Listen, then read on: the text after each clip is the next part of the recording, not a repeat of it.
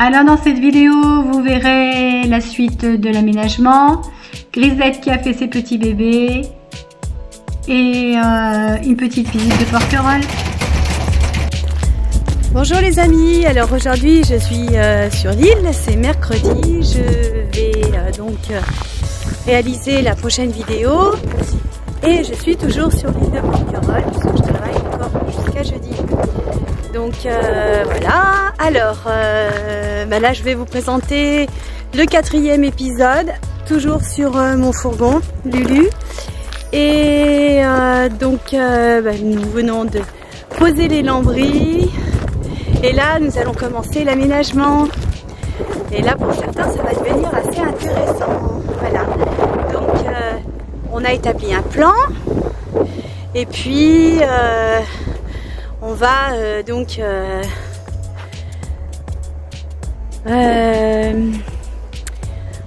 on va tracer, parce que c'est important quand même de savoir où on va poser les choses.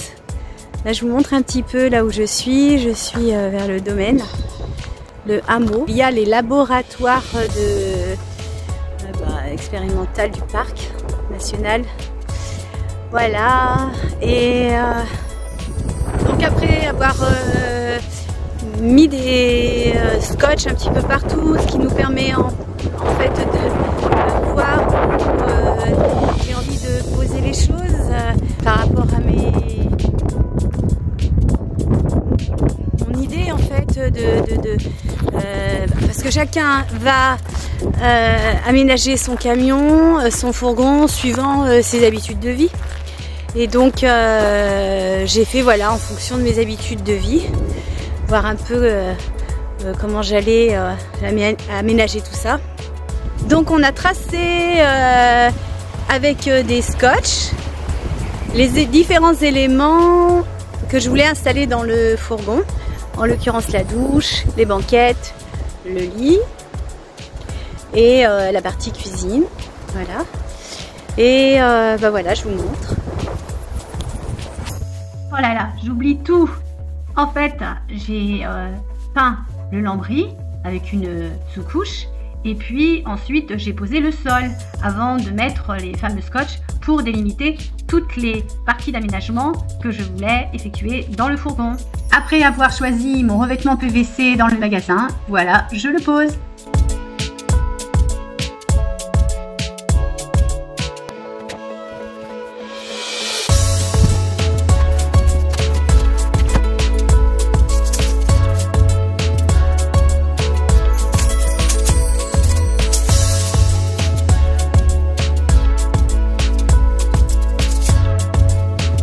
C'est très lourd, j'ai dû faire de cette manière-là pour le retirer davantage.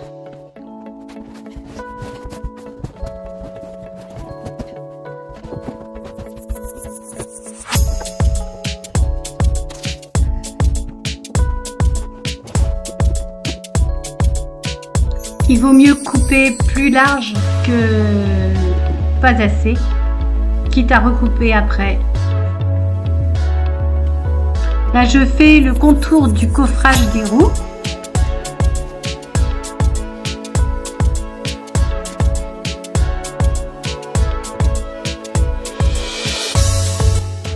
Plus d'esthétique, je décide de recouvrir le cache des roues avec le PVC. Puis je pose le ruban adhésif double face pour que le PVC soit bien appliqué de partout et ne glisse pas sur le sol.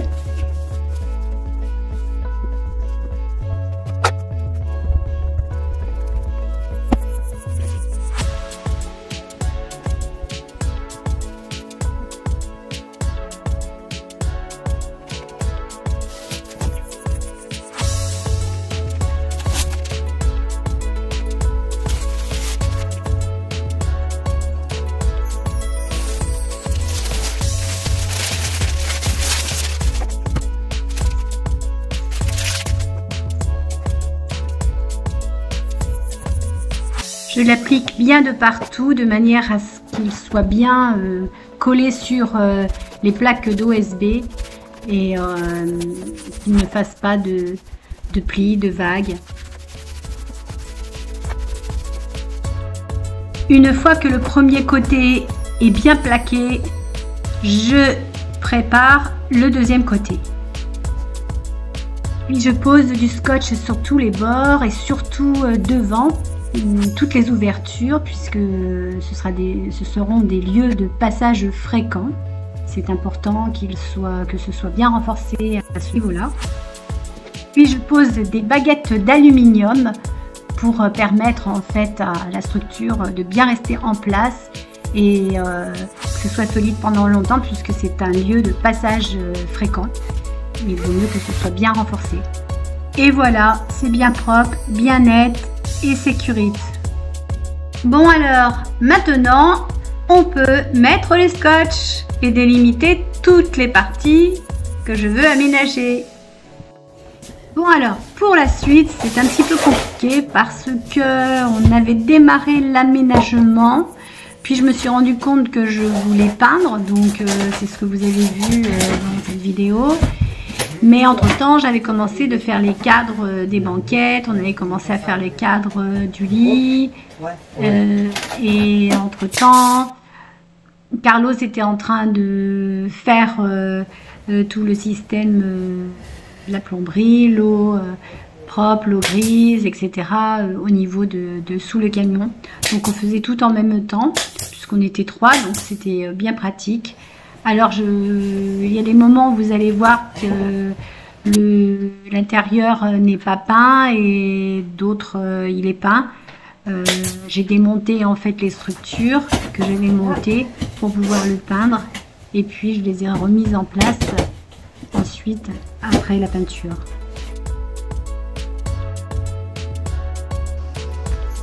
Là, je fais la récup de toutes mes étagères que j'avais dans la maison en palette.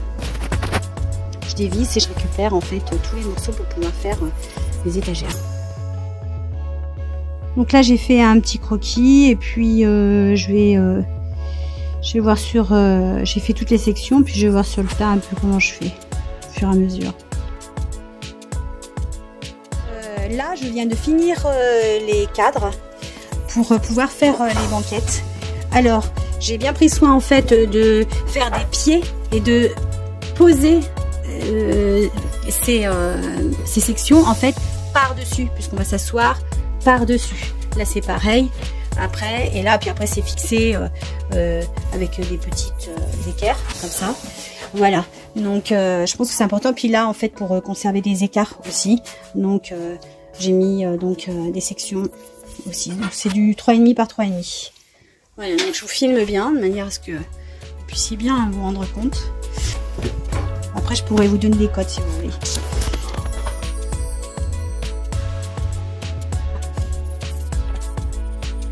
Là, je fabrique la banquette avant face à la porte latérale et le plan de travail, la partie cuisine que vous voyez à gauche. Et voilà! Et voilà, donc la banquette, l'espace, là je vais mettre un plan de travail tout le long. Banquette, ici il y aura le réfrigérateur, une étagère. Et je pense que je vais faire une petite tablette qui se rabattra là, de manière à pouvoir agrandir mon plan de travail si j'en ai besoin.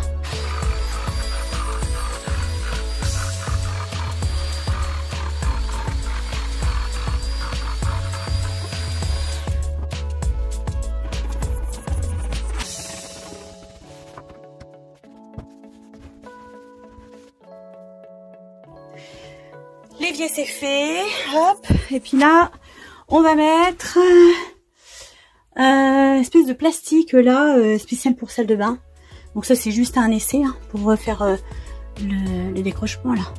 Mais voilà, donc ça sera tout beau, tout propre. Et ici en fait, donc j'ai vraiment fait un espace parce que là je vais mettre une penderie que je pousserai.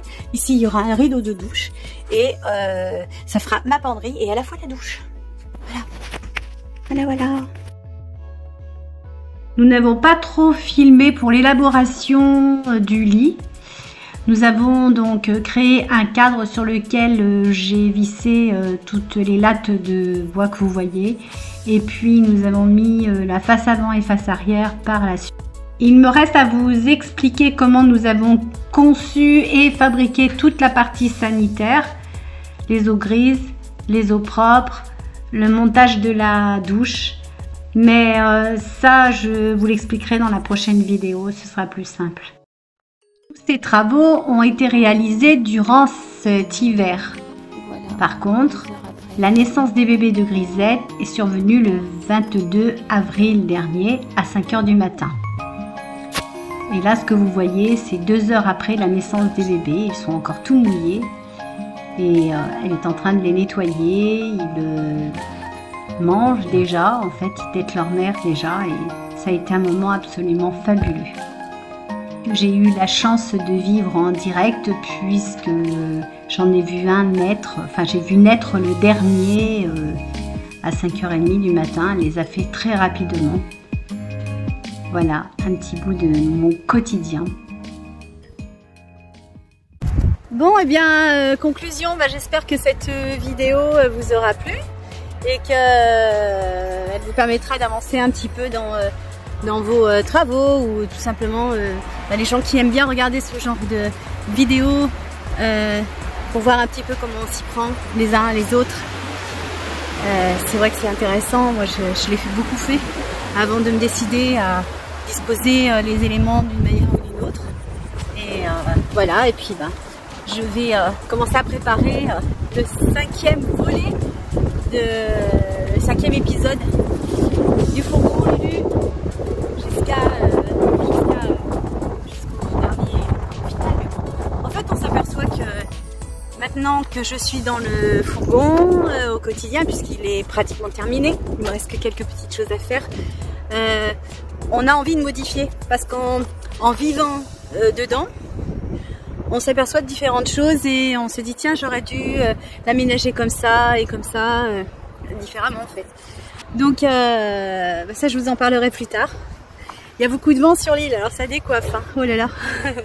Bon, j'espère que tout le monde va bien et puis je vous retrouve très bientôt.